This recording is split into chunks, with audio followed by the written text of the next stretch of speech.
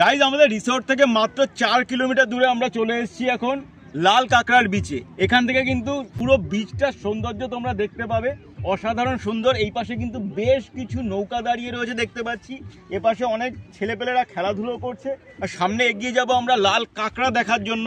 আর এটা বলে রাখি, এখানে আসতে কিন্তু টোটো ভাড়া লেগেছে মাত্র জনপ্রতি 25 টাকা, এবং যাওয়ার পথেও 25 টাকা মাত্র টোটো ভাড়া পড়বে।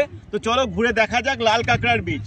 গাইস, এই মুহূর্তে যে লাল কাঁকড়ার বিচে দাঁড়িয়ে রয়েছি, এতটা সুন্দর বিচ কিন্তু আমি আমার জীবনে এখনো পর্যন্ত আমি এক্সপ্লোর করিনি বা দেখিনি। মন্দারমণি বিচের চেয়েও কিন্তু অনেক বেশি সুন্দর এই লাল কাঁকড়ার বিচ, ঠিক আছে। আর জাস্ট অসাধারণ লাগছে আশপাশটা। দূরে অসংখ্য নৌকা দাঁড়িয়ে রয়েছে, দূর দূর পর্যন্ত কিন্তু লোকের কোনো সেরকম ভিড় দেখতে পাচ্ছি না, একদম ফাঁকা বিচ।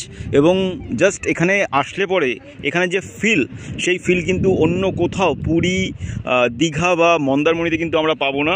অসাধারণ সুন্দর একটা জায়গা।